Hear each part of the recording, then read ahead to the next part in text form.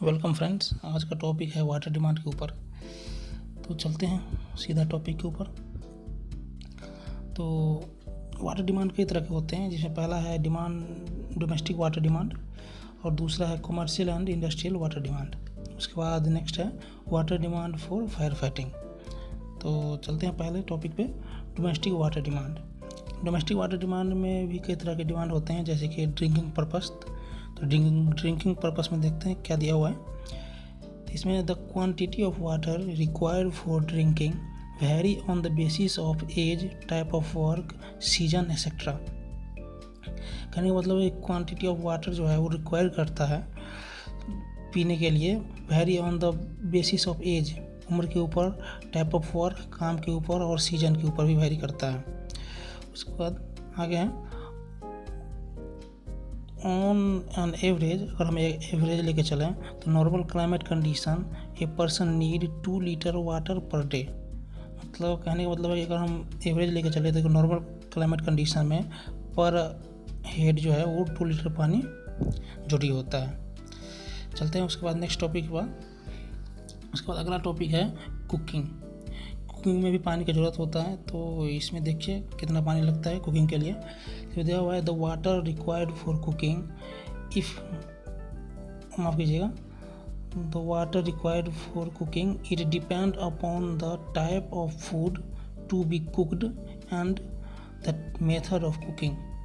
कहने का मतलब कि वाटर का जो रिक्वायर्ड है, मांग जो है वो कुकिंग के लिए, वो डिपेंड करता है कि किस टाइप का खाना बन रहा है और उसका मेथड क्या है। उसके बाद आगे है ऑन एन एवरेज। अगर हम एवरेज लेके चले कुकिंग के लिए तो 5 लीटर जो पानी है वो पर पर्सन यूज होता है। एक एस्टिमेट, एक अनुमान लेके चलता है। तो इतना हो गया। उसके बाद आगे का टॉपिक पे चलते हैं। तो अगला टॉपिक है बाथिंग। तो इसमें दिया हुआ है the water need for bathing vary according to the climate condition. मतलब नहाने के लिए जो पानी का ज़रूरत होता है वो क्लाइमेट कंडीशन के ऊपर वेरी करता है कि ठंडी है कि गर्मी है। उस पर अगर ठंडी होगा तो उसमें कम पानी का यूज़ होता है नहाने के लिए, गर्मी में ज़्यादा पानी का यूज़ होता है नहाने के लिए। लेकिन अगर हम एक एवरेज लेकर चले, on an average the water need for bathing is about 50 to 80 litre पर पर्सन पर डे। कहने का मतलब अगर हम एक एवरेज लेकर चले तो वाटर का जो ज़रूरी है बाथिंग के लिए वो 50 से 80 लीटर पानी पर पर्सन यूज होता है। उसके बाद अगला जो हमारा टॉपिक है उस पर चलते हैं।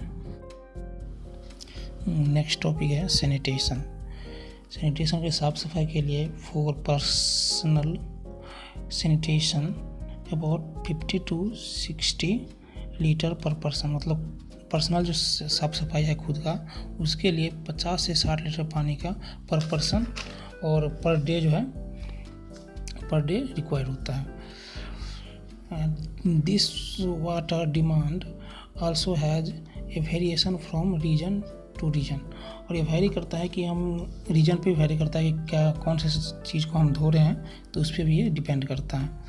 उसके बाद हमारा नेक्स्ट टॉपिक है domestic animal and demand water demand. तो इसमें देखते हैं क्या है। Each one of the domestic animal like cow, dog, horse has different requirement of water. मतलब जो भी हमारे पालतू जानवर होते हैं उसको जो पानी का जो ज़रूरत होता है उसके लिए वो वेरी करता है कि जानवर के ऊपर कि गाय है कि कुत्ता है कि हॉर्स है, और जो भी हम जानवर पालते हैं उसके ऊपर डिपेंड करता है। अगर हम एवरेज लेकर चले, on an average the water required by these domestic animal पर हेड पर डे। अगर हम एवरेज लेकर चले तो उसके लिए कुछ दिया हुआ है एवरेज। अगर हम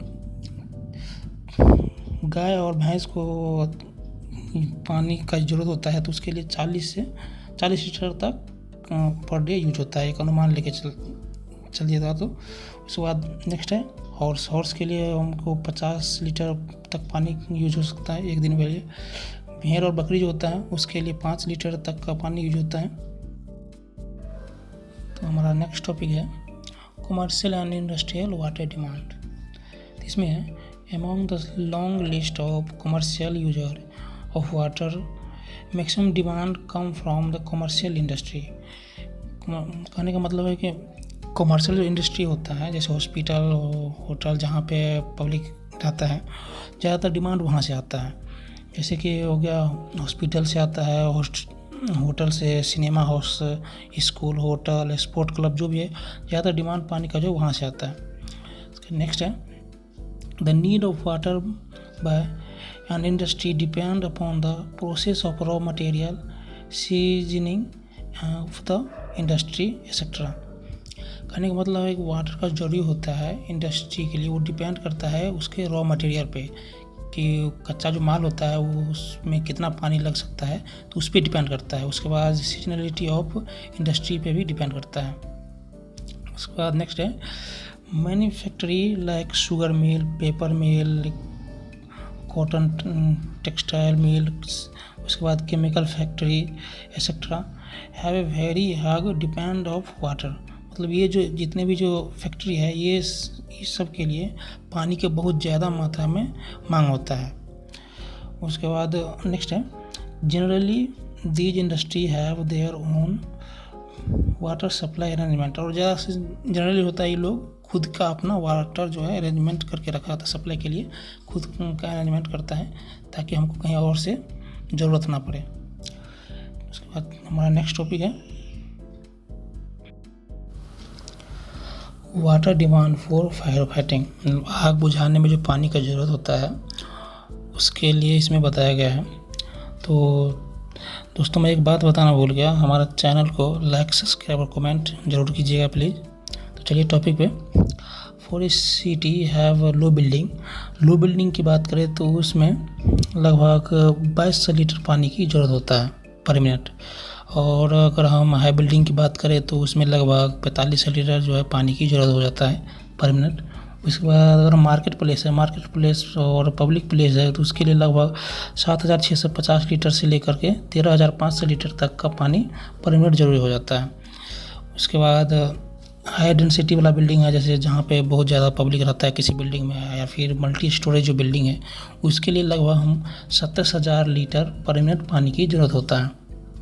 उसके बाद नेक्स्ट है the need of water for fire fighting very seasonally. मतलब वाटर का जो ज़रूरी होता है वो आग बुझाने के लिए वो वेरी करता है सीजन पे, क्योंकि अगर गर्मी का मौसम और ठंडी का मौसम वेरी करता है, गर्मी के मौसम में आग लगने का चांस ज़्यादा होता है और ठंडी के मौसम में बहुत कम रहता है, तो इस पे वेरी करता है। Also that is the fire in summer need more water. और गर्मी का जो मौसम होता है उसमें पानी की बहुत ज़्यादा मांग होता है आग बुझाने के लिए। तो फ्रेंड्स आज के वीडियो में बस इतना ही, उसके बाद मिलते हैं नेक्स्ट।